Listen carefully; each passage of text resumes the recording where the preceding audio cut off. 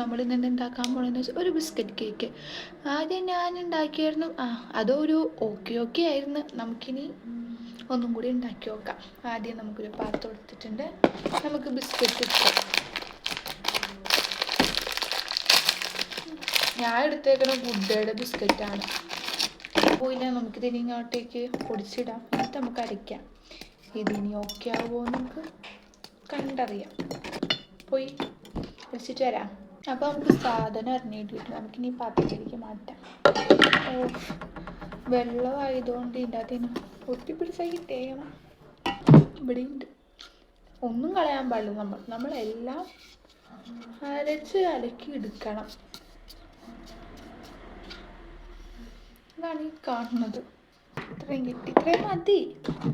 എങ്ങാനും കൊളായിപ്പോയാൽ അധികം ഉണ്ടെങ്കിൽ നമുക്ക് കളയാനൊരു വിഷമം ഉണ്ടാവില്ല. അപ്പോൾ നമുക്ക് അടുത്തത് ചെയ്യാം. ഇതിപ്പോൾ ഇങ്ങനെ ആയി. നമുക്കിതിനകത്ത് ഇങ്ങനെ ബേക്കിംഗ് സോഡ ഒഴിക്കാനല്ല ഇടാം. മിക്സ് ചെയ്യാം. നമുക്ക് പാലാണ്, അത് ഒഴിക്കാം. കുറച്ചേ ഉള്ളൂ. അതുകൊണ്ട് നമുക്ക് അത് മതിയാവും എന്ന് തോന്നുന്നു. നോക്കാം. മധുരത്തിന് കുറച്ച് മിൽക്ക് മെയ്ഡ് ഇടാം.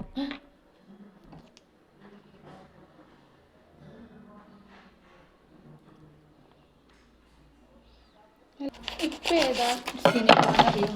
മഴവിൽ മനോരമയിൽ ഫിദ. കഥ പ്രത്യേകിച്ചൊന്നും ഇല്ലെങ്കിലും എനിക്ക് ആ സിനിമ ഭയങ്കര ഇഷ്ടമാണ്. എന്തോ എപ്പോഴും വന്നാലും ഞാനും എൻ്റെ ഇത്തയും കണ്ടുകൊണ്ടിരിക്കുക ആ സിനിമ. നിങ്ങൾക്ക് ഇഷ്ടമാണ് ആ സിനിമ?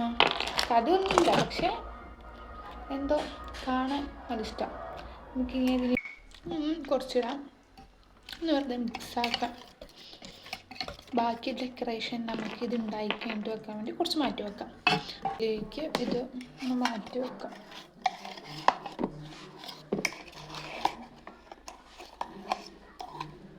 അതായി നമുക്കിങ്ങനെ വേണ്ട കുറച്ച് കശുവണ്ടി ഇടാം. ഓക്കെ, നമുക്ക് കുറച്ച് ഇങ്ങനെ ഇടാം.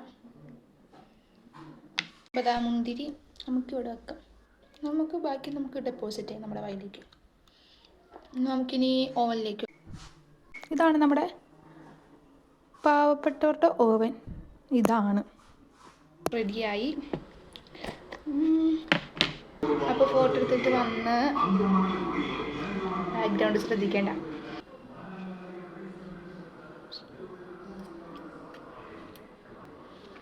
കേക്കൊക്കെ നല്ല സോഫ്റ്റ് ആയിട്ടുണ്ട്.